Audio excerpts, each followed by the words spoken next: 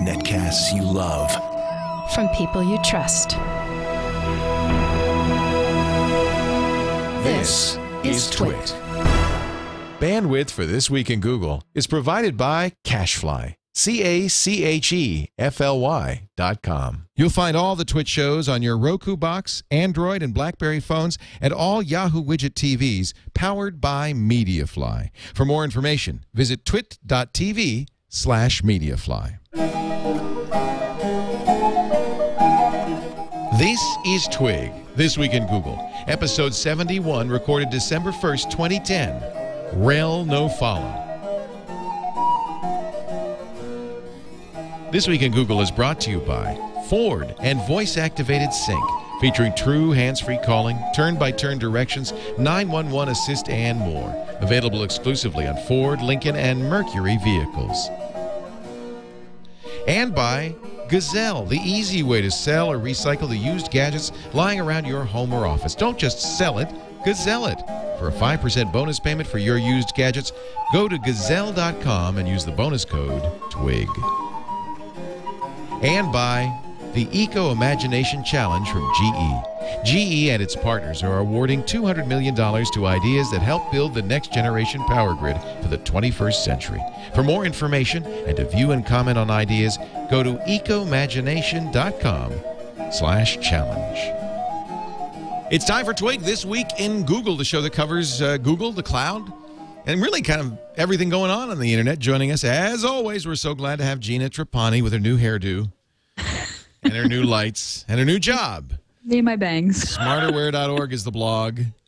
And we'll talk about, well, it's not a new job, but full-time at the job, which is exciting. Good to have you here, Gina. Also with us, the pink and lovely, freshly bathed Jeff Jarvis. Oh, man. But he's Gina has a new hairdo. I have new skin. We'll fix that. Oh, that's scary. We'll fix it in post. We'll fix it in post. We can make that better. Jeez. Well, the funny thing is if I set it for the wall being a crew, then you screw the wall. Pay attention to me. Okay, all right. Yeah, really. Let's let the wall color. I can't. There's nothing I can do with you. Black and white or something. Nothing I can do with you. You're just you're hopeless, Jeff. You're hopeless. Oh. Is his monitor? What color would you like to be, Jeff? I'm getting the peanut gallery's giving me. Now he's blue. It's not easy. There's no. Unfortunately, there's no flesh color in there. There's no flesh tones. It's either pink or blue. You look like a Smurf. Hey, there. Hey. Oh, don't touch it. Don't touch it. Human color. There's a human on the other side. I pushed a button. Good to have you, Jeff. Buzzmachine.com. Oh, look, there he is. Matt Cutts in the lower left corner to block. Matt is actually an official Googler. He's in charge of blocking web spam on the Google search results. What a smooth transition, Leo. Woo! That's right. You're the professional broadcaster. Woo. And Matt is at mattcutts.com/blog if you want to read his blog. Actually, Google just blogged about the story of the week. We had a lot of fun with it on TWiT. The New York Times story that came out on Sunday about the guy who was really gaming Google by generating negative customer response. Well, he said he was, but is it true, to start off with, Matt, that it doesn't matter how you spell a name as long as you spell the name gets you page rank? Let me just recap the story a little bit. Yeah. And it's one of the best newspaper stories I've read in a long time. In fact, this was one of the things we talked about on TWiT on Sunday. This is the Dwight Silverman, who writes for the Houston Chronicle, said you get one of these every 5 years where you just go, this is gonna be such a great story. The reporter goes to the guy's house in Brooklyn. He's got this Brooklyn accent, and he says, "I don't care what they think," and he flips off his customers and he yells at them and he calls them names. He threatens to come to their house. He sells designer eyewear. Well, sells isn't probably the right word. He has a website purporting to sell designer eyewear, but in fact, it seems a lot of times you get something you didn't expect, you get overcharged. And he says, I don't care because people go to get satisfaction. They complain about me, and my Google juice goes up. They talk about a particular one of his customers who bought her frames from him because he was the #1 result when she entered in the frame name. Now, early on, Google said, "Well, yeah, but if you enter in the name of the company, we're not going to name the company. What should we use, Gina, as a euphemism for this company?"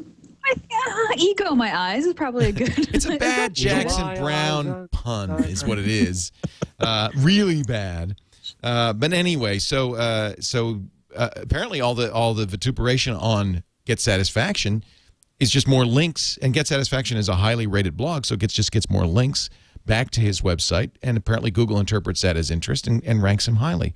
So there, in a nutshell, is the story from the New York Times, and it was a great read and it's well worth reading. Now, Google just posted a response today on the blog.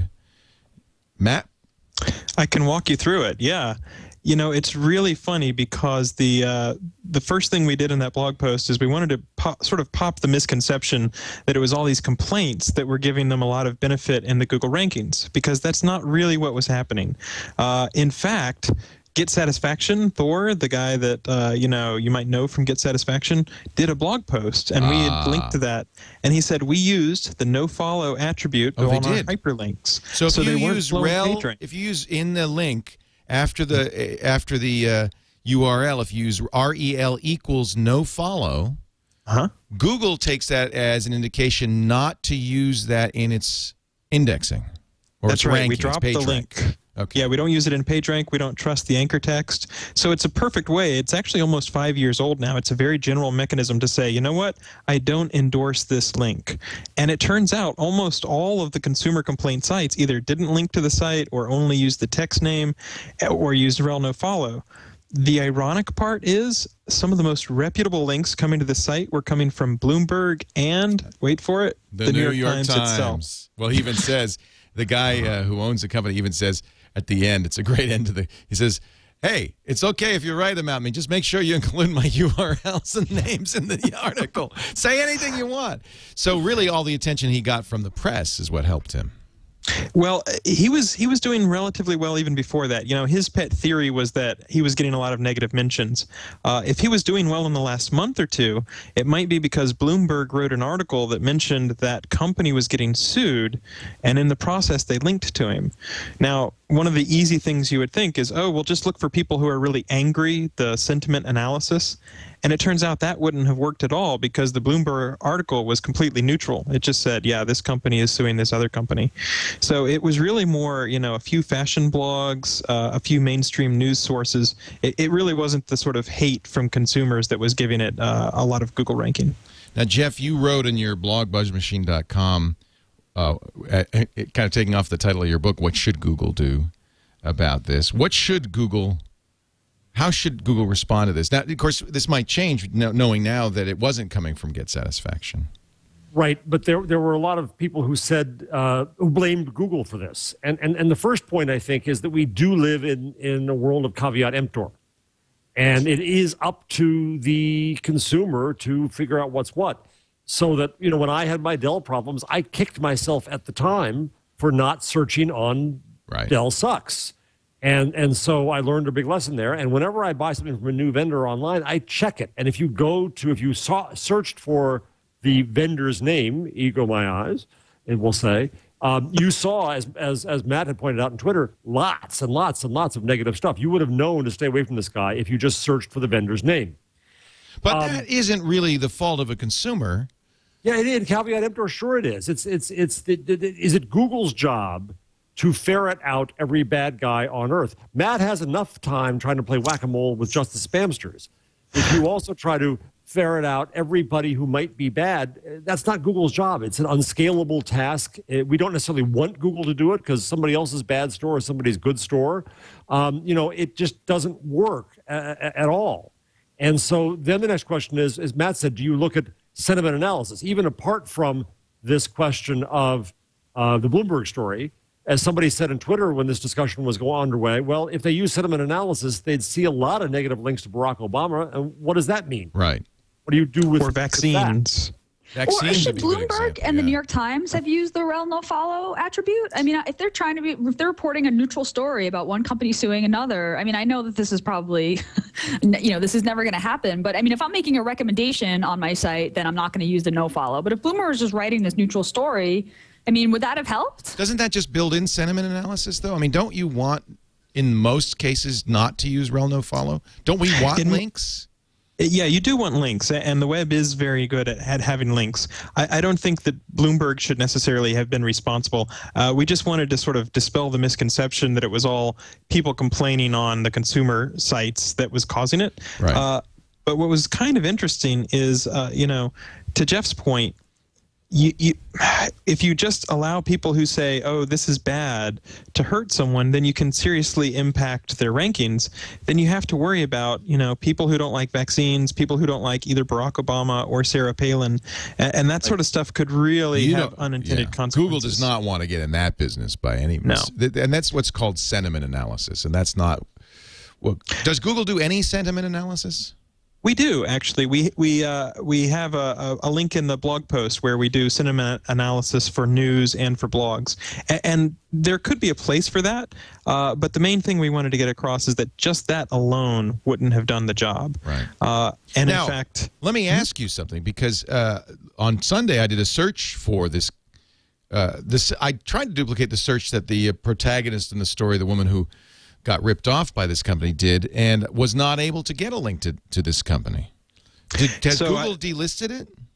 I was lucky enough to have a front row seat, and what happened is the algorithmic change, and we made an algorithmic change. It affected several hundred sites, not just this one site, went live late last night. Oh, interesting. So if you weren't seeing it Sunday night, then that was something different. Maybe the site was down. Or but there has been a change since then. Yeah, and is that routine? Does Google do that a lot? Well, we do roll out over 400 changes a year. So we do average about one change or a little more than one change per day. To be able to get feedback and within a couple business days come up with some new algorithm that would improve the search results for that kind of experience, that is pretty quick.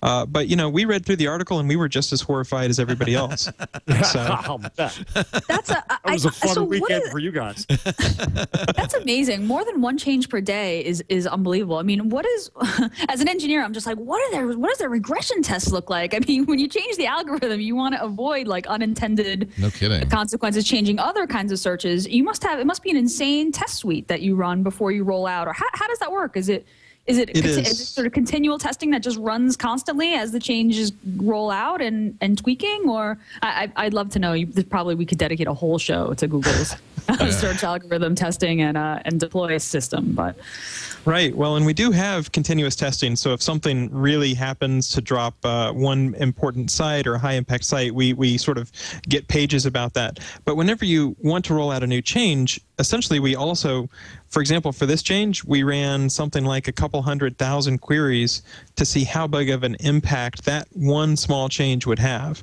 So even though the algorithm only affected maybe a few hundred sites, we ran several 100,000 queries to sort of make sure that the impact was relatively limited in scope. And then we also have a manual team who sort of picks on the individual sites that might be affected and sort of confers and says, yes, this is a bad experience. So for example, I was lucky enough to sort of see some of the testing. There was another merchant who, if you search for dead Kennedy's trucker hat, these really specific queries, they don't order, you think you're ordering from them, but when you place the order, they would actually go and try to find the product on the web and order it at that point. So what were they doing? Writing pages with a bunch of bizarre queries in them, hoping to catch your spider? It's definitely the case that if you have a really specific, what we call a long tail query, it's a little easier to rank for that. So one phrase that was mentioned was discount Laporte glasses. Right. It turns out if you do an exact phrase search for that using double quotes, that only happens on the web like 15 times. Like Bing finds it maybe 6 times. Right. So if you have those words on your page, it's not that hard to rank for that page, for that phrase. Although I have to say Google Predict, when I did it, went right to it. And he even suggested eyeglasses, eyewear, and eyeglass frames as a completion for discount Laporte. Yeah. Pretty impressive. So Matt, explain the other part of this, just philosophically, that and Gina and Leo know, but I think that people don't quite understand is the issue of manually intervening, and how if you went, okay, this guy's bad, so fine, we'll get rid of him, and how not only does that not scale, but it's just not the way, it kind of violates the law here, that the algorithm is then no longer the same to all. Right. That's a great point in that while it is the case that we do reserve the right to take manual action in very limited circumstances, if it's web spam, that's my team, if we have a court order, if there's something security related like viruses or malware, really, you know, the idea of taking manual action, you have to realize that's not always scalable. It might not work in other languages, for example. So, so what we try to do is, to a first approximation, we try to find the algorithms that are going to work well. And I can give you a quick story to sort of, you know, demonstrate that. 2 years ago, the pendulum was swinging the other way. There was a guy who wrote a story that a kid had borrowed his dad's credit card number and had hired 2 hookers, but the hookers were supposed to be playing Xbox with him. Aww. And so that sounds it was like a complete, my son. Yeah, he was, you know, let's play Xbox together. Yeah. I totally want to play Xbox with hookers. That sounds fun. Connect, especially. Doesn't that sound fun? Yeah. Let's play Dance Central. Okay. Connect's a good idea, Gina. You've just invented a new form of porn. Right? So Exactly. it's like the hoax could not have been better constructed to get links, and in fact, I think Fox News picked up that particular hoax. What a surprise. And after it had gotten traction, the guy came out and said, yeah, by the way, I totally made that up. So then people are saying, well, it's not fair. You know, people are allowing these guys to basically lie, you know, hoax marketing. And so I basically did a blog post 2 years ago that said, look, if someone's doing a link scheme, we do reserve the right to take action on it, and that can include, you know, limited situations where someone's... Uh-oh. He's frozen. Look at that. Oh, mid-sentence. Yeah. What do you think he was going to say? Let's have a game. We'll complete Matt's phrase. I love it. He has the hand movement going on. It's like, really? He's going to say, and I really like Bing. Oh. No. You lose. Poor Matt. Poor Matt. He's on his wife's Mac, and it's probably on Wi-Fi. We're gonna actually. Why don't we? While I'm getting him back, why don't we take a break? I love this subject, and you're right, Gina. We could go on forever, and this is, I guess, what Matt does. Really, a lot of what he does day in, day out is. Hey, welcome back, Matt. Sorry about that. Well, it also relates to the EU thing, which we should talk about too. Yeah. So I was just saying, this is probably a lot of what you do on a day-to-day basis, Matt. Is this kind of looking for these kinds of flaws? I mean, I wouldn't call that link bait that spam precisely, or would you? Would Google call that spam? Well, that's where the pendulum sort of went all the way to one extent, because as soon as we said we were willing to take action in that very specific circumstance, the people started shouting about the other direction, saying Google shouldn't be the truth police. Right. And that's totally true. We don't want to be in the position of saying this is correct or this is not correct. We really just want to reflect. Oh, he's gone again. Jeff, what you say in your blog post is that as Google, Facebook, Twitter, and other private players come to be the law of the land on the internet, and that's what the real issue is here. This is the responsibility that they carry. They need to start acting like public players with, and you want to say, let's make it explicit with constitutions, bills of rights, the means of enforcement. Because as Larry Lessig says, code is law, and we're seeing that to be the case here. And I don't want the government really to do it, but they've got to do it based on principles of some form or another. And you know, I've argued for the Bill of Rights, but I think if you're Google, they've gotten into hot water of sorts when a company there was a company, for example, that was downgraded as a spammer, and they came in and said, no, we're a business directory. Right. And frankly, if you and I looked at it, we'd say, yeah, it looks like spam. But Google said, yeah, it's spam. But then they took them to court, and that's kind of the basis of what's happening with Google and the EU. The EU has just announced 2 days ago that they're going to investigate Google for antitrust with these kinds of cases. Well, the problem here is that what Google does have the manual adjudication to say, you're a spammer. You're not a legitimate site. And so when they do that, it's the one case where they kind of do operate in monopoly power. And my argument is that what they should have is a different adjudication structure. They should have a jury of peers. Yes, I agree. I think that's what's missing is some form of, well, we've talked about before, Google needs an ombudsman, but some form of third-party adjudication I think would be I don't want it to be government. Eric Schmidt says government going to run Google better than Google does? No. Right, no. But I think that it's the question here is to look at where the interests are aligned. Let's say you had 12 business people who run businesses and use Google to do so. It's in their interest to have Google send to legitimate businesses like them. It's in the customer's interest to have this happen, and it's in Google's interest. The only one who's malaligned from that is the scum bucket who's spamming. Right. And so the question of, is this spam or is it not? Is it illegitimate or is it not? Now rests solely in Google's hands, either through algorithm or judgment. And that's what gets Google in trouble now with its huge market share, given to it by European consumers, let's be quick to say. And so the EU comes in and says, no, monopoly. Well, it's not. The irony of the EU going after Google is Google set the rules for ethical search results. Before Google was Overture, and Overture sold placement. Yeah. Right? So Google came along and cleaned that up. Right. And now the EU is coming and saying, well, you dare to point to, your own stuff, like YouTube. Well, Danny Sullivan did a really good, really smart-assed post. I hope I didn't get the dump button for that.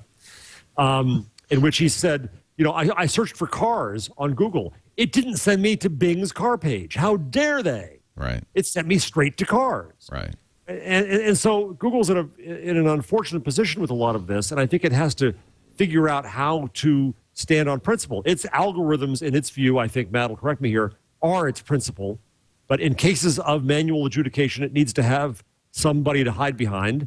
And it needs to have more transparency, not about the algorithm, but about these kinds of rules and how this operates, I think. In the best of all worlds, Google wouldn't be in the content business, and then you would avoid this conflict of interest entirely if it were just... Right, they don't want to be in the content business. I don't want them in the content business. But YouTube is the content business. Well, that is, yes. Yeah. Well, wait a second. Is it or isn't it? YouTube is another platform for content. Google is not a producer of content there. Yeah, but okay, but it's difficult. I mean, it's really what is the business of Google? And if you wanted it to be pure, it would have to be search, not ads. Well, no, but Google's more than search. If Google points back at an ad page of its own, then it's making revenue off a search result. Then that's where you get this conflict of interest. Yeah, but hold on a second there. So by that logic, then Leo, then the New York Times should never point to another New York Times story. It should only point to Washington Post and Wall Street Journal stories. Good point. Right? Of course you point to your own stuff. Right. I sat in meetings with Jerry Yang way back in the premature days when he was still there and you could. And, they bragged at Yahoo about how we have this fire hose. We can point to our stuff. AOL said the same thing. So, right. Hello, EU. What's so wrong with going ahead and pointing to your own stuff when you build an asset? Everybody does that. Right. And I know I come off like Google fanboy, and Matt can sit there quietly and say, oh, good, Jarvis is the one defending people. I don't have to. But it's just the truth of life. There's this, in Europe especially now, there's this anti-Googleism that strikes me as anti-Americanism and in some stripes anti-capitalism. And so when you see stories like the New York Times story, it gets everybody riled up to say, aha, Google caused this problem. But it didn't. Well, and I thought the story was interesting that they also talked about MasterCard and eBay, and this guy was clearly someone who sees how close he can get to the edge, right up to the threshold. So yeah, in the story, he actually, the woman calls her credit card company, disputes it. The company puts the payment on hold, and then apparently somebody from the company called the credit card company and say, no, this is the customer, and I want to pay that bill. Yeah, this guy was a piece of work. Really. It is the best. It's one of the most Pulitzer Prize for sure. It's a great story. I just love it.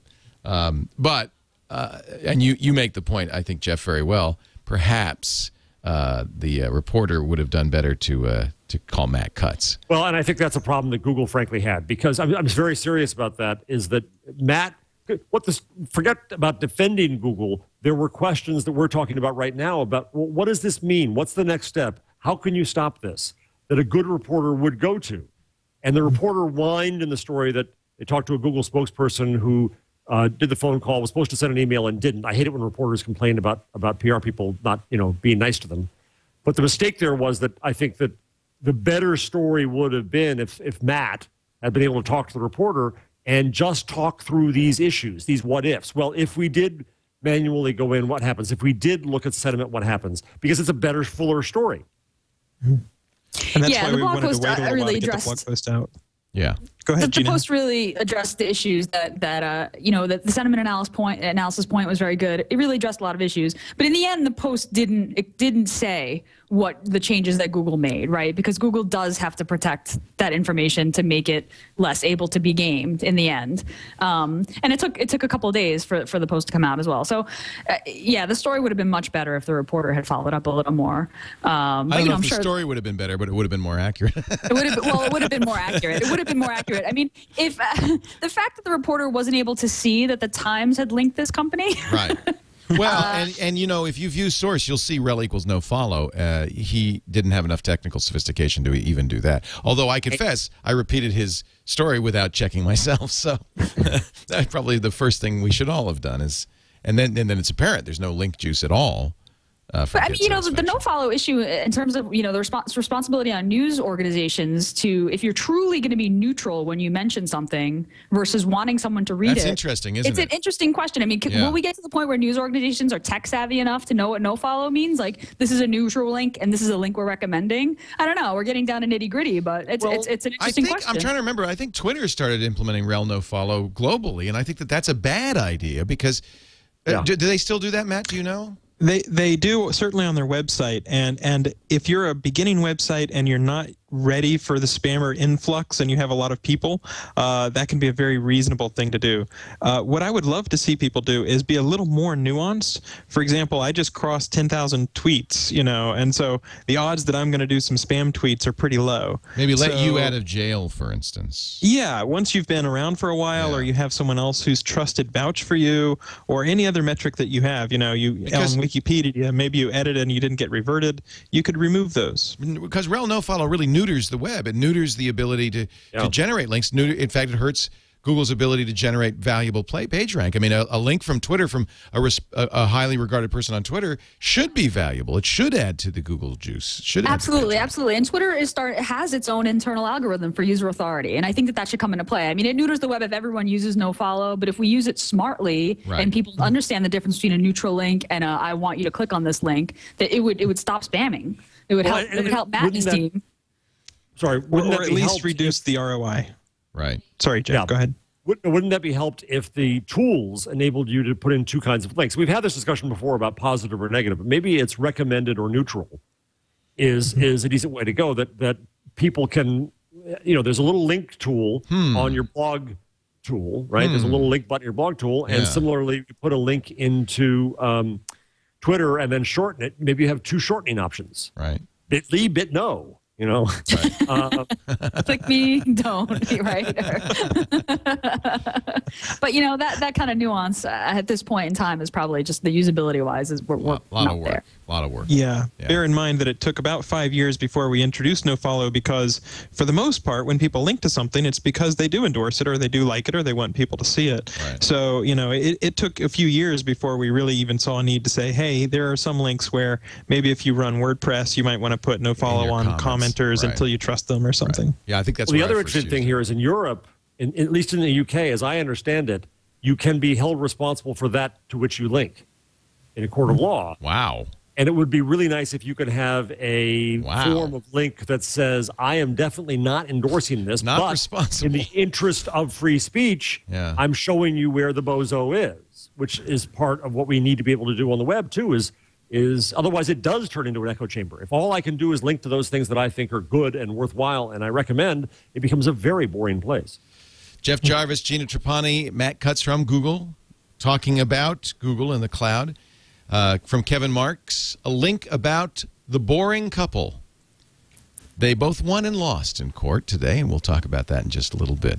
But first, I'd like to talk a little bit about Ford and Ford Sync, the amazing technology that's in many Ford motor cars and Lincoln and Mercury vehicles as well. It's just fantastic. It's hands-free calling, turn-by-turn directions.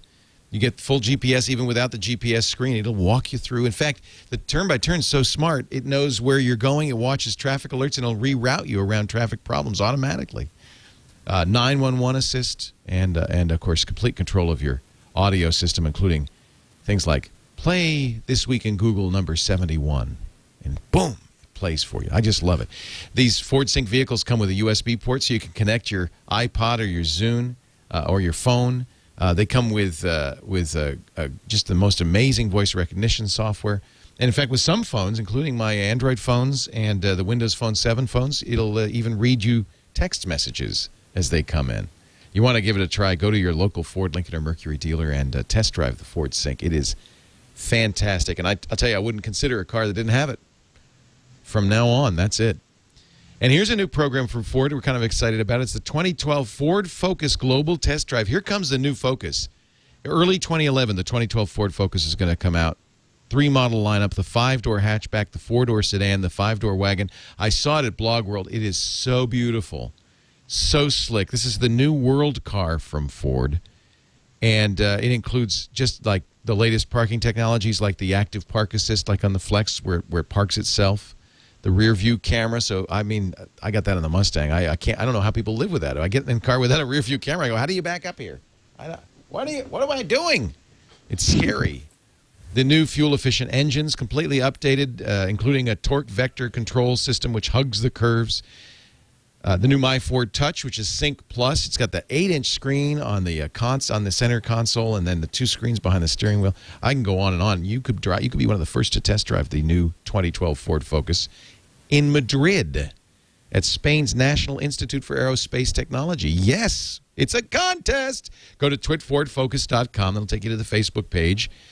Where you can make a video up to 2 minutes in length saying 2 things: why you should be one of the first to test drive the Ford Focus, and where you'd like the $10,000 to go, what charity you'd like the $10,000 to go to. Ford's going to give away $500,000 in all. Take you and a friend, and I guess there'll be many winners, to Madrid to test drive the Ford Focus. And this is the thing I like best. This contest is open to our audience members everywhere in the world. You're all invited to participate. Go to twitfordfocus.com. Tell us what charitable cause you'd like to support, and then why you should be on your way to Madrid early next year to test the 2012 Ford Focus. The global test drive is on twitfordfocus.com. We thank Ford so much for their support of This Week in Google. Thank you, Kevin Marks, for this link. I just like the story. The boring couple beats Google in court and is awarded $1. This is a fun story. $1. So you know about this, Jeff, right? This is a couple that sued Google because a Street View car drove down their private road and took a picture of their house. They weren't even German. Most of the charges, which included negligence, were thrown out last year. But Boring versus Google continued in court on one last charge, trespassing. Now the case is over. The judge ruled that Google was indeed guilty of count 2 trespass and awarded the Boring couple $1 in penalties. The Borings tried to appeal this to the Supreme Court. The court turned down the appeal. So Google spokesperson says, "We are pleased that this lawsuit has finally ended with the plaintiff's acknowledgement that they are entitled to only $1." Now we know that was a pretty good statement. Yeah. Now we know what a Google Street View picture of your house is worth. I just love that story. So I don't live in San Francisco, but I saw a Google Street View car here in San Diego, and I was like so excited about it. Did you moon him? I didn't. It was parked, and the camera was kind of covered. So, and I felt like a little bit of a stalker walking up to it and checking it out. But you know, they're very pretty clearly. This one I saw anyway was really colorful and had the Google logo on it. It was very clear what it was. Matt, but I was out of my mind. This is what we want to lobby for, Matt. If you want to carry this back to the main office, we want them to release the schedule for the Street View car like the day before, so that we can line up and perform performance art as the car goes by. I think I'll pass the suggestion Would on. you? Certainly would. Just imagine how much more interesting Street View would be if people knew ahead of time, and if somebody's shy, they can, hide. Right, less lawsuits about privacy. Right, exactly. Just tell us you're coming. Like we told you. Now, by the way, that everybody's going to be mooning it and dancing, and there'll be all sorts of great performance art going on out there. Somebody told me that in New York City there is a tour that does this, where that you drive around in these stadium seat buses facing the side, and they have performers, like improv performers, waiting for the bus to arrive. They do a little show, and then it goes on, and they have speakers on the bus that encourage bystanders to participate in the performance art as the bus is driving around. That's a new one on me. Have you heard of that, like, Jeff? I've never heard of it, but I'd love to do it. Myth, I think. Myth. No, my sister is told me about it. She wouldn't lie. You think At least we myth? want the Petaluma route, right? Yeah. Because I'll fly up to Petaluma. We'll Twiggle put on some performance art for this. That's happened. Remember, they had a marching band, and the Street View car went through the marching band. So Google must do that sometimes. I think there's at least one picture in front of the Googleplex where they said, show up on this date. And like one guy held up his will you marry me sign and all that sort of stuff. It would be Meanwhile, so they've fun. probably broken up, and that's there forever. Yeah. Well, that's a good point. Wah, wah. No, don't say that. That's so unromantic, Jeff. I'm a New Yorker. You sound like an old married man, New Yorker. Well, that I am. In Germany now, the next fight is neighbors have found that their homes got pixelated when they didn't want it. Oh, no. You blurred me. You So now blurred there are me. fights about that. They want to be unpixelated. How dare you blur my windows? Do not blur me. But the originals are blurred. So there's no original to go back to. Oh, wow. Yeah. I just imagine this army of Google interns, like these earnest young people who are dying to like kind of climb the ranks within Google, having to like color in these houses and then uncolor them, like color them in. I got a number of emails from Germans, Jeff, who said, please do not call us Germany. We do not like that. Oh, but this is so good. This should be allowed. Yeah. All right, let's talk a little bit about net neutrality. This one is much more complicated than it seems on the face of it, and there was a very good discussion yesterday on Tom Merritt's Tech News Today from network provider about this Comcast versus Level 3 thing. And I mean, I'm so anxious and so glad and happy to berate Comcast for any reason at all. And certainly there is some fault there, but apparently... There's a no-follow here. Yeah. Cue the no-follow. Rel equals no-follow.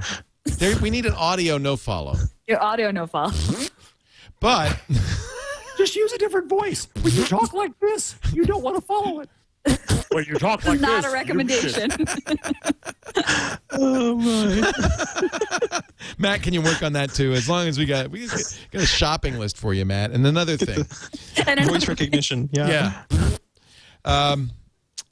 Apparently, Level 3, which got the Netflix... Oh, well, let me give you the story from the beginning. Level 3 carries Netflix streaming. They did a deal, and they got it away from Akamai, who used to do the Netflix streaming. That's a lot of bandwidth. We know now. It's a huge percentage of primetime bandwidth. And Comcast has said, dudes, you're free riding on our network, and we want to charge you, Level 3. Level 3... wrote a blog post saying, this is net neutrality, you're a toll road on the internet, blah, blah, blah.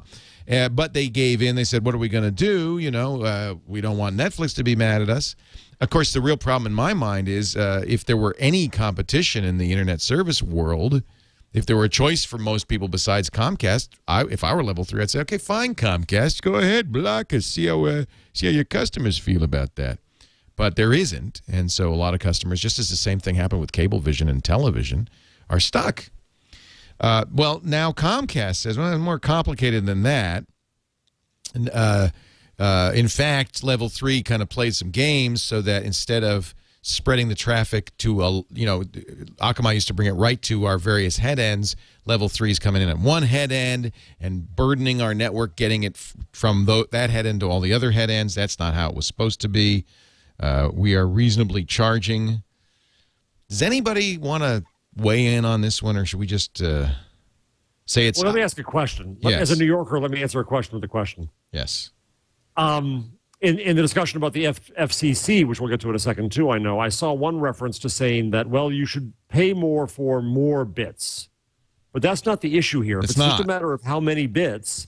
It's a matter of the quality of the delivery. Well, let me put it this way. I pay Comcast for internet access, and that includes the whole freaking internet. That includes Netflix. Does it seem fair that Comcast could then go to Google or Netflix or anybody else and say, yeah, if you want our customers, you're going to have to pay us a little extra money here. That does seem like that's what net neutrality is all about, is that you shouldn't be able to have a toll road. Right, but what I'm asking, Leo, is that there's two different things here, I think. One is basically quantity and the other one is speed, no? No, it's purely quantity. It is purely quantity. It's purely quantity. It's the issue, according to, as I understand it, the issue is, according to Comcast, the way Akamai did it, they would deliver those bits right to the head ends of Comcast, so it didn't burden the Comcast network the way Level 3 is doing it. And they're saying they're kind of a handoff at one point, saying you get it to your customers. I think this is very complicated. I think there is more to it than meets the eye. As I said, I'm very happy to blame Comcast, but I don't. But maybe there is more. And apparently, I'm told that if you really want to know more about this, you read the NANOG mailing list, the North America Network Operators Group. And that sounds like a good read. It's on my must-read list. That sounds like a beach read. Sorry, I didn't mean to. Actually, it probably is a really good read because these guys are fascinating and really smart. And I know some NANOG members, but I don't know. You're right. I confess I haven't had the fortitude to sit down and read the mailing list. But there's there's more than meets the eye here, and some say really Level 3 is pulling some shenanigans. I don't know who's at fault here. I guess the best I could say is this does raise the issue of network neutrality, and this really is the first time we've heard of a company, a big internet service provider, and Comcast is the biggest, saying, I mean, what if they went to Google and said, hey, you want our customers to make Google searches, you're going to have to pay for that. That's the issue. Access. It would likely be YouTube, right? Yeah, that absolutely, isn't it? Well, I go back to when Excite at Home came out. I think we talked about this once on the show 20 or 30 shows ago. When Excite at Home came out, they were saying, this was the original net neutrality problem. They said, if you dead end right into us, we'll allow you to do that and we'll charge you for the privilege. It was the exact opposite of this case. It was saying that if you want, it would be like saying to Akamai, we'll charge you for the privilege of making a direct connection into our head ends. And as a result, your stuff will be delivered at quality, right? And so Akamai, in a sense, to Comcast, did them the favor, it would appear, of creating these direct connections. And then when Level 3 doesn't and acts like just any other network customer, it's kind of like Akamai made them look bad. But why should Level 3's bits be discriminated against versus my bits? Maybe this is just too complicated for us to discuss, but I think it's something. It's a big issue. It is. I think a lot of this would go away, and I don't think you'd need a net neutrality regulation if there were true competition among internet service providers. But very few of us have more than one or two choices. And if both of them are being rapacious, we don't have much choice. So the Federal Communications Commission is set to vote on net neutrality rules this month, December.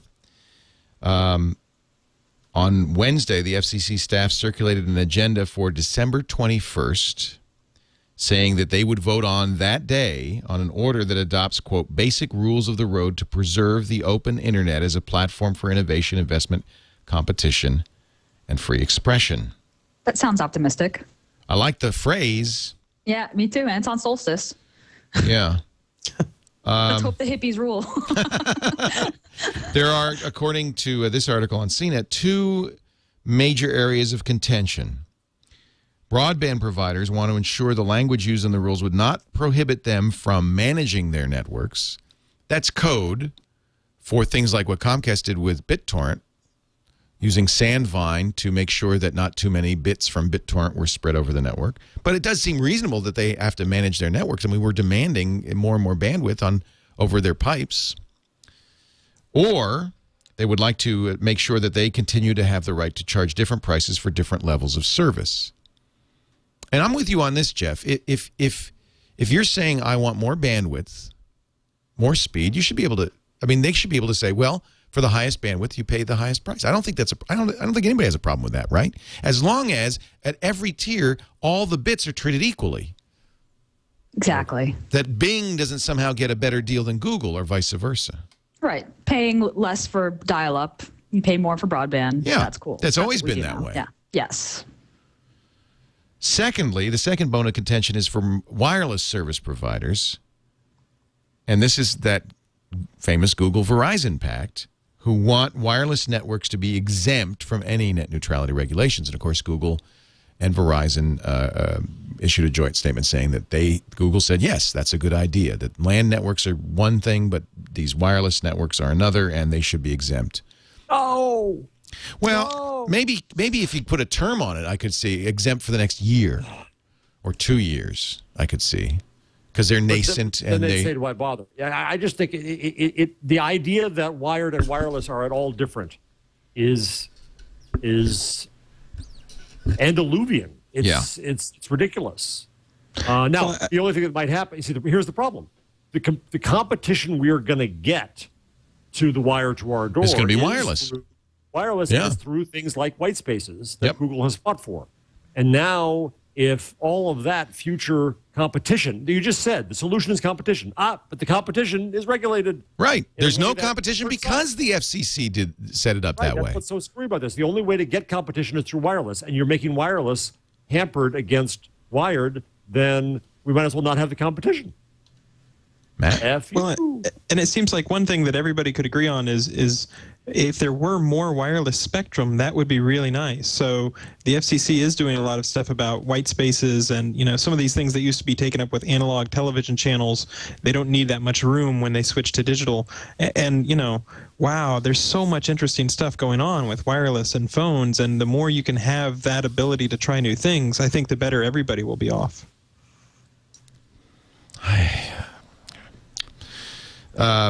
Julius Janikowski, the chairman of the FCC, did discuss a compromise, which I might be able to get behind, similar to what Henry Waxman proposed earlier this year, which would bar Internet service providers from discriminating against rival Internet traffic.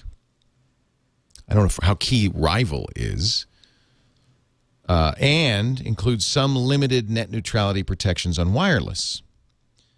Maybe that's a good compromise. Maybe not, not completely free reign on wireless, but some.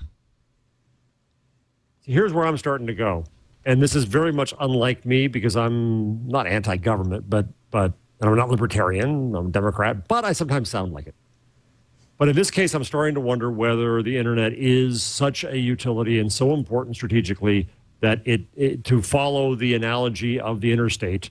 The government will pay private people to build it, but because we paid to build it, it's open and it's ours. I kind of, it's so funny because that's exactly what I thought. It's like the interstate highway system. Yeah. It shouldn't be owned by anyone. It's a national resource.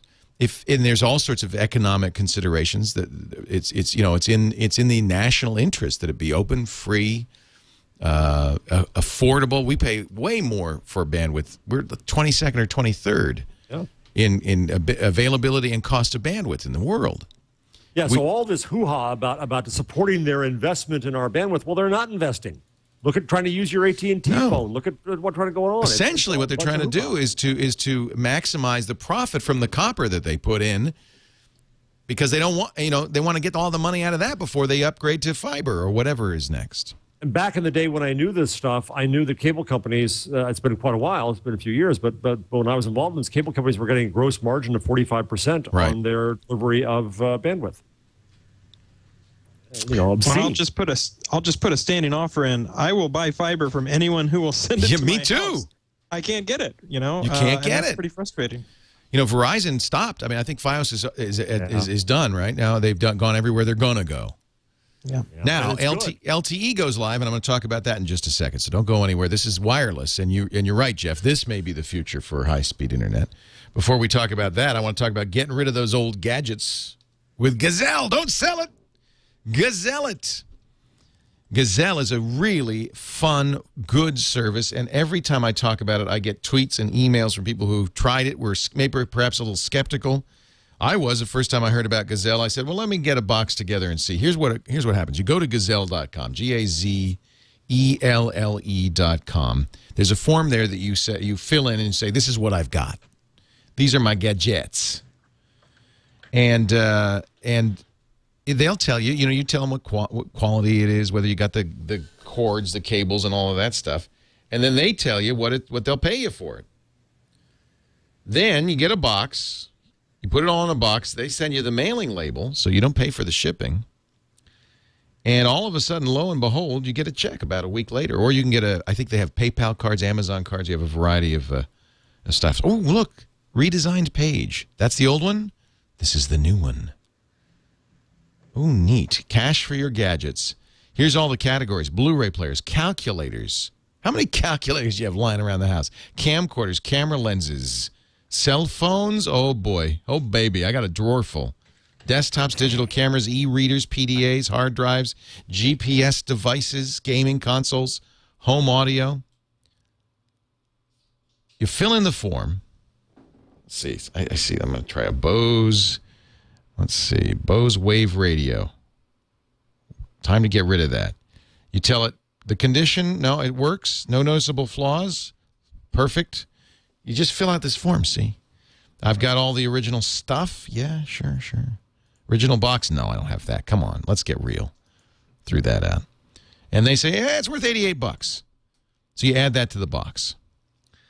Then you can send a box full of crap. And then they will send you a check. In fact, I'm going to give you a little hint here. If you use the offer code TWIG, they'll give you a 5% bonus on checkout. So they give you a little extra just to give us a little bang for our buck. They also do recycling. If there's no value to your gadget, and God knows I have a few, they will absolutely recycle it in a environmentally friendly way. Green recycling. They have charity pages too forget having a bake sale, have a gadget sale. GAZELLE Gazelle.com. Don't sell it. Gazelle it. Use the offer code TWIG for an additional 5%. We thank them so much for their support this week in Google. Here comes LTE. Verizon had a press conference today. LTE, which stands for long-term evolution. Boy, is there a terrible acronym. What the hell? It's 4G? It's 4. No? Yeah, it's 4G. It's 4G. Yep. Well, you know what? It's interesting because the definition of 4G technically is actually much higher speed than anybody in the U.S. is offering. Technically. Yeah, that figures. But we call it 4G because it's faster than 3G. It's like 3.9G. Yeah. 3.9G. So LTE, which, in theory, I think what they're saying, I can't remember. I looked it up once what 4G is. If you look on Wikipedia, I think they're saying like 10 megabits. It's nowhere near that. So when that actually happens, it'll be like, no, this is the real 4G. That was just, that was what really will they call it? They'll call it fourth dimension. It'll be 4GS. 4GS. Superior 4G. LTE will be available in 38 markets, 60 airports on December 5th. Wait a minute. That's like Saturday. 4 days from now. Yay. Woohoo, Matt's happy. Woohoo. Yeah. They're going to offer 2 different USB modems from Verizon. I don't know what the costs are going to be. MiFi? They have MiFi? Presumably. It will be available in the Bay Area. I'm sure Manhattan's on the list. Let me look. 38 cities. God, why do I have to be in a second-tier city? Is San Diego second tier? I'm moving back to New York. Let me go to the. Yay, Gina! Yay, come back. Follow the light. They got this bus that drives around. And let me see. There is a Verizon LTE site. I'm just trying to find it. The LTE. bzw.com/LTE/overview.com. HTML. Here it is. The LTE Information Center. But where is the list of cities? Doesn't have. Where's the list of cities? You can follow it on Twitter. You can listen. I don't want to follow you on Twitter. I want the list. Get more information here. Cities. No. I saw that they do have San Francisco and San Jose, and that's as much as I read. That's all. You stopped there, didn't you? You stopped right there. Wait a minute. Look, here's a button that says Test Men and Women. I wonder what that is. What does that mean? I don't know, but I'm glad they have a button that says that. I will continue to research. All right. We're going to let Gina find out where LTE is. But that's what happened is that Sprint was taking all the air out of the room with their fake 4G, which is really WiMAX. And Verizon said, we can't let them Those sons of guns, we can't let them continue to own the 4G. In fact, Sprint and Verizon were fighting over whether it is even 4G. So they're going to have a, let me see if, Engadget has a review of the LG VL600 modem. And the company today's announcement, blah, blah, blah, blah, blah. It's rather large. It sure is. It's huge. It's a USB dongle. Comes with an extra. Oh, see, that's what gets me mad. Is the only thing I want is MiFi. Yeah.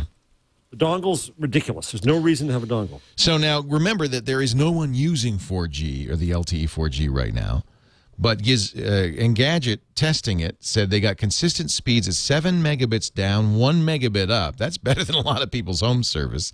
Overall speeds held steady. Remember, nobody's using it except you at 5 to 6 megabits down, 1 megabit up. That's faster than WiMAX. And I have to say I was very unimpressed, underwhelmed with WiMAX in Las Vegas when we used it. That's clear. Is that clear? That's clear, yeah. I got a test one from them, which I'm about to send back.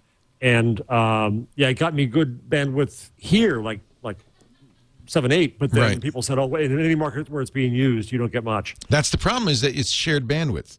And the other problem is it had software on the machine, and it demanded to upgrade the thing when I wasn't online, and all this McGilla. MiFi is just the only way to go. Yeah, I agree with you. And that's, by the way, why I got.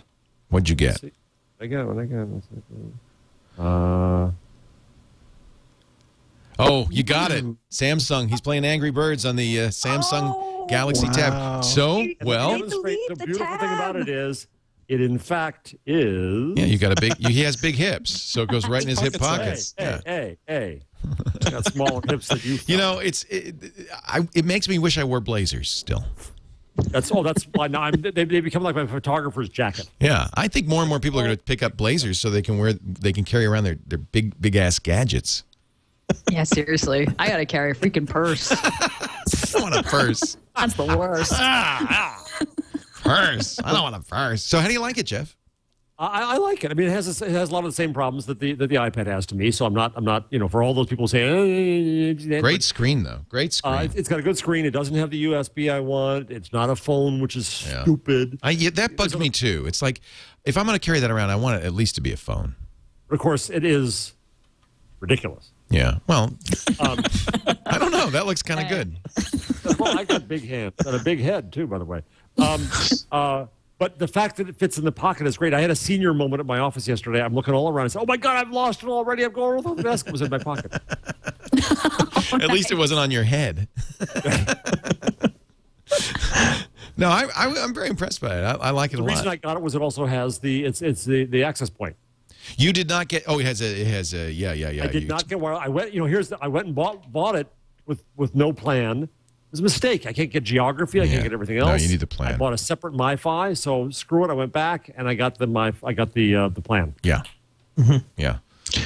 Yeah, I have to say I love that Android can still do the Wi-Fi hotspot and the USB tethering, because I went to Tennessee to see my grandfather last week. He turned 99 right before Thanksgiving, and there's no Wi-Fi to be had in his house. So I fired up my Android device and I had a little USB straw Pretty that sweet, I could isn't it? sort of just get the net through, and so I could keep track of stuff. Pretty darn sweet. Yeah. So did you get the Verizon, Jeff? No, I got the T-Mobile. T-Mobile, okay. And because it do the tethering. Right. I think the Sprint does tethering too. Pretty sure it costs more. Oh, but you pay $20 a month. That's right. Yep. Yeah, this is included. So. All right, so we got one more story, and I'm going to put Matt on the spot. Groupon. Groupon. I know nothing. I know nothing.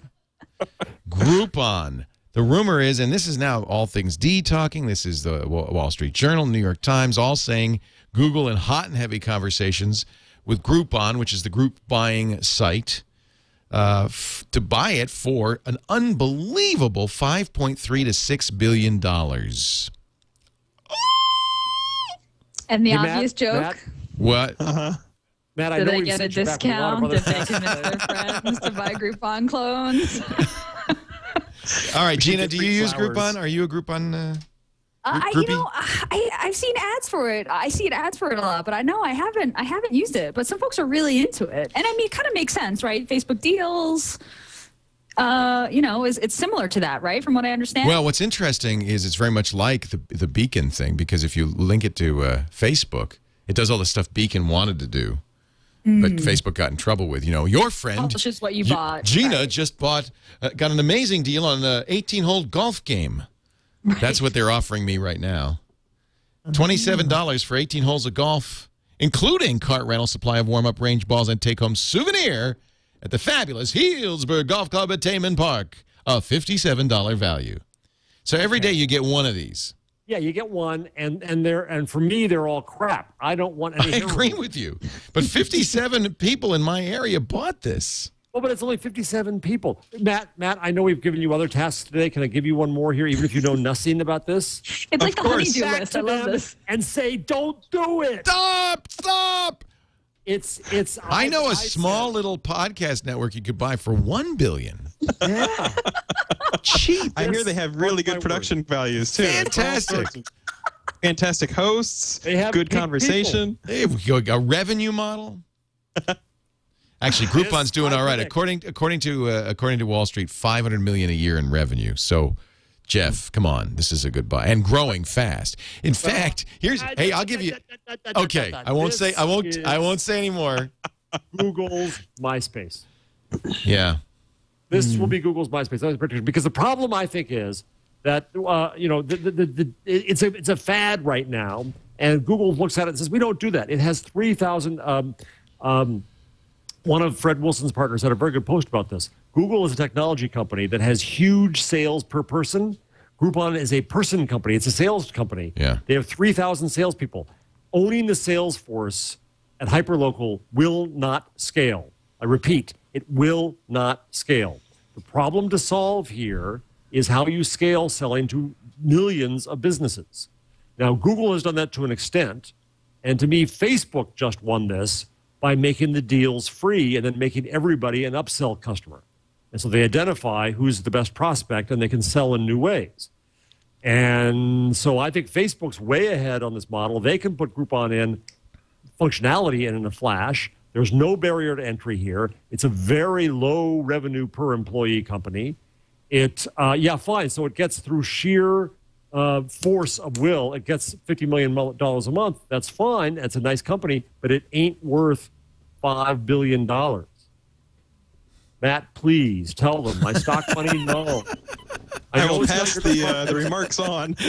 Mac's going to run in. Says no. Mac's going to run in and say, guys, stop! I've got some new information. Read with us about the eyeglass place, so we got to listen to Don't them. you think, Jeff, that perhaps somebody's thought about this? Rupert, you got to buy this thing. We saw it. All the kids are using it. Yeah. It's called Your Space or MySpace or something like that. Okay, I will, mate.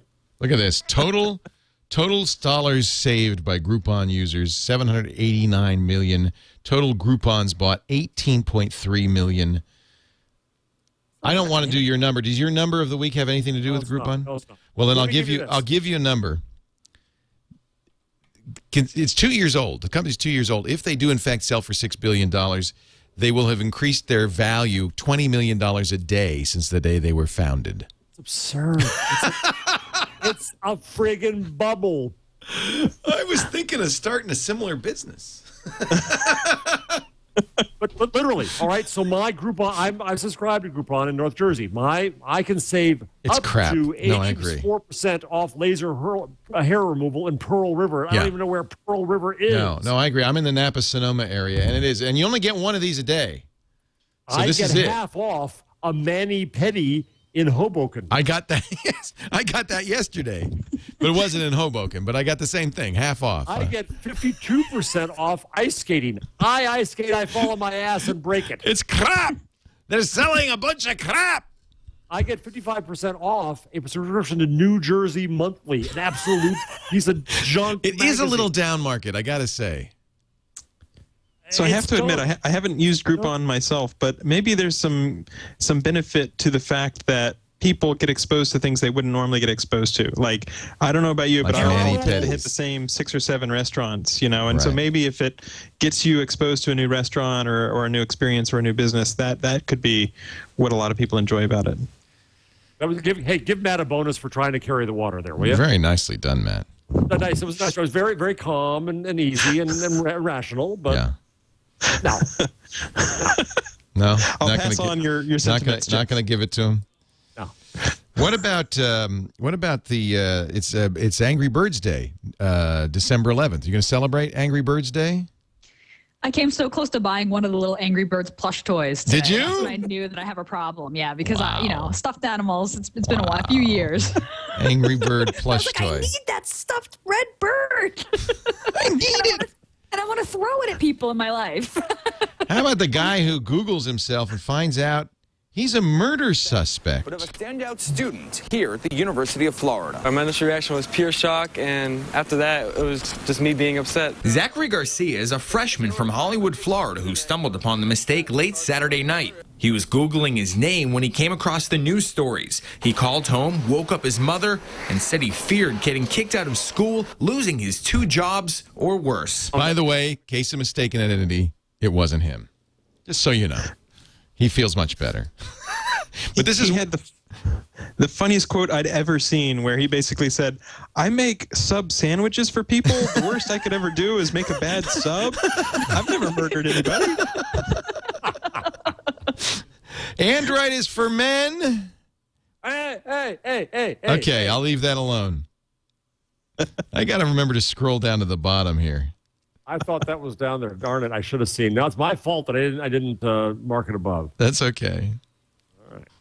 I'll save that for you. The iPhone is from Mars. The iPhone's from Venus, not Zenith. You steal my punchline too. I did, but it's obvious. I didn't steal it. It's just obvious. I know it is. That's all I do is obvious punchlines. Obvious. Android. Will be the first. This is actually very telling. Angry Birds, which really was an iPhone app and an iPad app, finally came to Android, is not on Windows Phone 7. Now Rovio announces that the Angry Birds expansion pack for the season will be Android only. Woohoo! Angry Birds, you love it, but you don't try to play it on an iPhone. I think it's a conspiracy against Google because it's going to make every Android user just waste parts of the economy now. I have the Halloween one. I want to play the...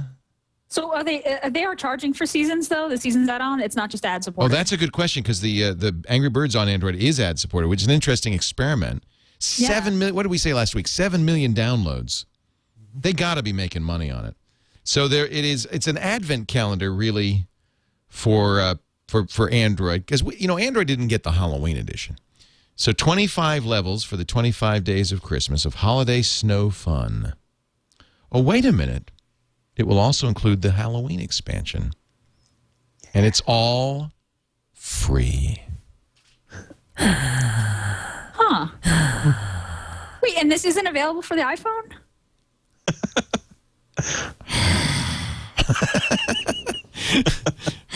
And by the way, Jeff, isn't the Samsung Tab a great Angry Birds platform?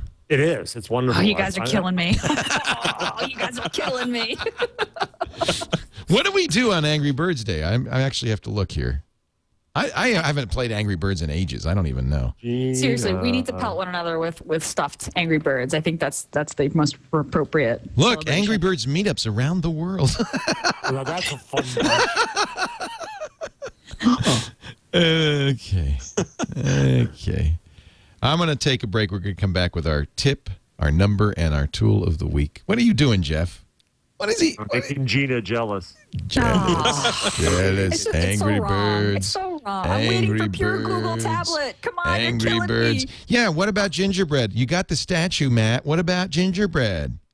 The great thing about working at Google is you get to try out some stuff. So, come work at Google and you can dog food, wonderful new products. Honeycomb. Which means that Matt is running gingerbread. Damn it. Gingerbread? He's probably running honeycomb. Honeycomb, maybe. He's probably running honeycomb on his tablet.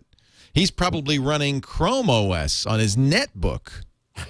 Now I keep hearing conflicting stuff. Now they're saying, yes, it will be this year. They better hurry. They got a 1 month I wonder left. what the Google Christmas present to employees is going to be. Perhaps a netbook? Do you get a gift every year? Is that how that works? It historically they have, but I try not to get in the mode or the mindset where it's like Google owes me something. Right. If I don't enjoy it, that's a problem. But I do enjoy it very much, so that's why I keep coming to Google every day. It's funny because my employees, they say, "What are you giving us?" So what are you giving us? Yeah. How did you know? Shh. I'm a fan. Oh, sorry.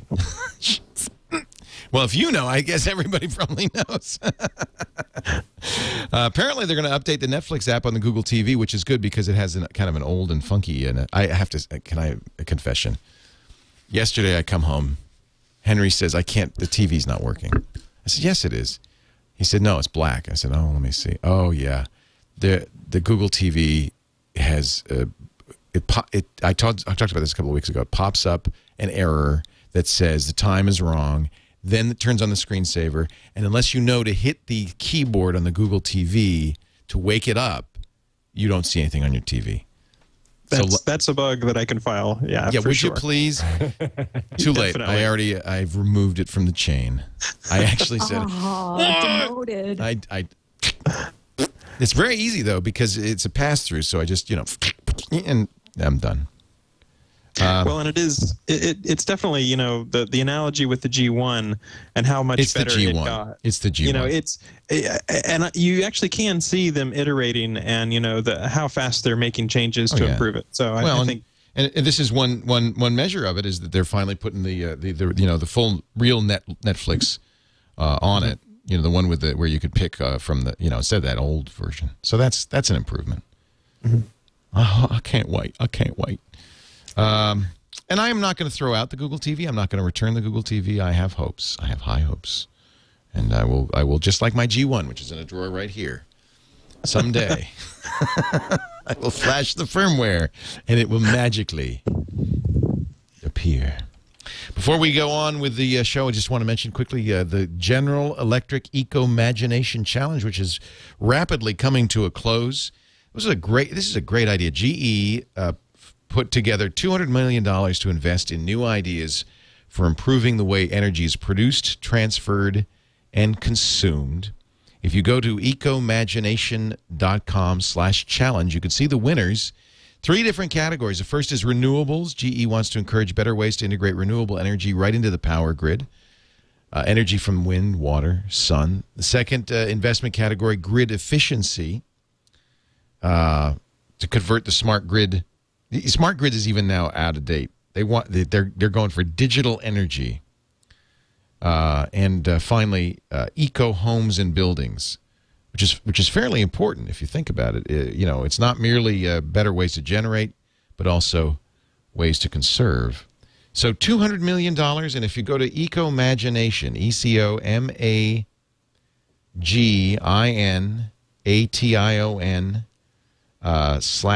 .com/challenge. I'm going there right now. You'll see some of the winners in the Ecomagination Challenge. Oops, there it is. And it's just really a great thing. GE has supported our Green Tech Today show, which is still going on and a great show. You can catch it on iTunes if you've missed earlier episodes, or go to twit.tv/GTT, and then go to ecomagination.com and meet the winners and their great ideas. Thank you, GE, for putting together such a great program and putting together so much money, $200 million towards this good cause. Ecomagination.com/challenge. We thank GE for their support of this show and Green Tech Today. Time for Gina's tip of the week. AirSync. Oh, you're doing it. I'm doing it. AirSync. So if you've got an Android phone and you use Double Twist, which is the free kind of iTunes for Android software, doubletwist.com, there's a brand new feature called AirSync, which will let you wirelessly sync your playlists, videos, and photos to your Android device over Wi-Fi. So, I'm trained now with Android. I never have to connect my Android phone to my computer, right? All my contacts, all my mail, everything gets, it's just there on the phone, which is the best part about Android. the only time you really did have to connect the phones for computers to sync, to sync media. And now with Double Twist with AirSync, you can do it, wirelessly. Is it over? It's over Wi-Fi. You both have to be on the same network, I would guess. Yeah, it's over Wi-Fi. So you have to install the Double Twist software on your desktop, which I already had because I was using it. Me too. And then you have to get the update for the Double Twist app on your Android device, and it just says set up AirSync. If the two devices are on the same network, Wi-Fi network, it syncs your playlists, videos, and photos. It's awesome. So great when you want to refresh your workout playlist or get more songs on the go. You don't have to break out that USB cable, which is so good, much better. Yay, AirSync! Yay, AirSync, and it worked really well. I set it up literally during the time that we were setting up Twig. Yeah, neat. Well, that's like an hour and a half, but still impressive. Thank you, Gina. Our number of the week for Mr. J. Jarvis. Thank you for generously not stepping on it. I didn't see it. I have no idea what it was. No, I know you don't. I know you don't. And the line that you weren't going to say was that iPhones are from Mars and Androids from Venus. Or the other way around, actually. Is it? Oh, yeah, because men use Android. Mars. Oh, right. Oh, jeez. Go ahead, take my number. Get back in your cave. I don't know what the number is. So men are 32.6% of men want an Android versus 28% want an iPhone. For women, it's the reverse. Well, that's obvious. 9% want an iPhone and 22.8% want want an iPhone and 22.8% want an Android. Not that there's anything wrong with that. The iPhone is for girly men. Mm-hmm. Also That's for obviously old the girly conclusion. men. Yeah, it's for girly men. You are girly men. You have an iPhone. Oh, I hope you enjoy it. Do you have a beautiful bamboo case for it? But when size matters, my Android is bigger than your Android. That's a good point. You got a giant. You got a giant one there. Just a point about this. It's all about the marketing, right? Oh, the iPhone commercials are like one woman showing off boots that she just, bought to her girlfriend over FaceTime. And the Droid commercials are like this robot mom, like power and options. I hate those Droid commercials. I hate them. I know. But that Google has no control over that because that's Motorola and Verizon. It has nothing to do with Google. Well, and it also certainly shows that the pad brand didn't matter at all. Right. Yeah, because they don't do anything for that. What I'm saying is the women would react badly to pad. Oh, interesting. It's forgotten. Right. That's the amazing about brands, right? Yeah. Any company's brands, people just suffer over them and suffer over them and suffer. It doesn't over them. matter, does it? I didn't know how to pronounce Verizon for 2 years. Yeah. And at some point, it doesn't matter. Right. It's the brand. I guess it gets in your head. Yeah. My tip is actually for Mac users who use Gmail. It is a new Mac email client that's designed for Gmail, although they say that eventually it will support other IMAP servers. But it is a very elegant way to I've actually replaced Apple Mail now because all of my mail's on Gmail. It's called Sparrow, and it's currently in beta, so it's free. Beta 6 just came out. SparrowMailApp.com. And actually, let me bring it back. For one thing, it really works well on the air. You can hide the dock icon and just have a menu icon. It's very clean. If I open the display, you can see it kind of looks more like a traditional mail. It does support labels, so I can see all my Gmail labels in here. It does a great job. I have multiple Gmail accounts. Here's my regular Gmail account. Here's my Google Apps Gmail account. Very simple to respond back. In fact, it's a priority yet. I guess well, Gina, is priority a label? It should if it's a label, right? It's a reserved label. Oh, it is a label. Let me see. Yeah, I think it's important or something like that. It's important. Yeah. So let me see if I see. Profile message. No, I don't see it. So I guess, but I'm sure this is in rapid upgrade mode. It doesn't do one thing that I really like, which is the ability to use PGP or SMIME to sign mail. I do like to sign all my mail, but it does support archiving. It does support deleting as well. It is just a very quick and elegant way of doing your email if you're a Gmail user. And you've got stars, you've got sent mail, you've got all the labels here. I've got drafts and my trash can. And just, when you close the preview window, it's just a little thing sitting right there. Really nice in the MacBook Air where it doesn't take up a lot of room. That's called Sparrow. It is free right now. I imagine they're going to charge for it down the road, but the beta is free. Sparrow, mailapp.com. Mac users only, but I know a lot of Gmail users use Macs as well. Hey, that's it for This Week in Google. Matt, so much fun to have you on. Anytime you want to come by, would love having you. Yep. It was a true pleasure. Thanks for having me on. MattCutts.com, MattCutts.com/blog. Jeff Jarvis. Man who improves the internet every day. Yes, we can thank Matt for his good work at Google, keeping spam results out of our search. His work is never done. Yeah, no kidding. Well, and luckily I have a huge team that helps. So. Good. All right. It's not all you? No. I don't speak enough languages, for one thing. Well, that's a good point. Yeah. Wait, Matt, I do have a serious question. Because I say all the time that I would think that you would be the most unpleasant guy in the worst mood on earth dealing with the scum. Spam, I hate it. Why are you one of the nicest people I know? How do you do that in your head? I'm serious. How do you do that? He's so sunny. I know. Well, I have gotten a little more of a thick skin over the years. People can call me a lot of stuff, and I'm like, that's not the worst thing I've been called. That always helps. Do spammers actually call you? Oh, sure. I've got, people, wow. They get frustrated, the occasional death threat, stuff like that, but it's pretty rare. Do they have Russian or Nigerian accents? Yeah, it varies. It varies. Jeff Jarvis is at buzzmachine.com. That's his blog. His book is What Would Google Do? Soon to be public parts any day now. And the next book will be How to Have a Pink Face. You're good at it. You got it. You've mastered it. He's also a professor of journalism at the City University of New York. We love having him on the show. And the wonderful Gina Trapani, who is at buzzmachine.com. And smarterware.org. I would like to have merge. That'd be good. Smarterware.org. And you're you're going full-time at Think Tank now.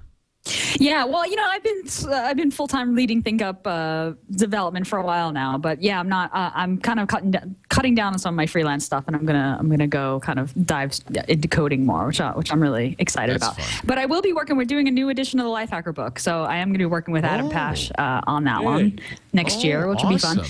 And also, one thing that we didn't mention today, there's an official Google Reader app out for Android, so search for Reader in the market. It's brand new, yeah. I've been waiting for that. Yeah. I should have mentioned that as my tool. I'll have to download that right away. Yeah. I'm getting my nice big thing where I'm going to play. That's made for Google Reader. Good on the That's tab. made for Google Reader, isn't it? What were you saying, Matt? Oh yeah, you can use the volume knob to go scroll through through items. See, Apple wouldn't let you do that. Yeah, you get knocked out of the market for that. ThinkUp is the place to go to learn more about ThinkUp. ThinkUpApp.com, I should say. And you can now download it and put it on your web server if you've got PHP and MySQL. Yep. Very cool. Thank you, Gina. Thank you, Jeff. Gina, hold on one question. Quick. I don't find it. What do I search for? Reader. Reader. Just Reader. Just Reader. Okay, thank you. Sure. Now you can say goodbye, Leo. Thank you, everybody. We'll see you next time. I'm not going to be here next week. I'm at Le Web in Paris. Jeff, are you going to host? I think you're going to host, aren't you?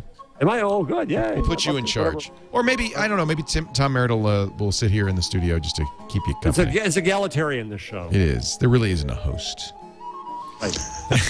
Thanks, everybody. We'll see you next time on This Week in Google. Bye-bye.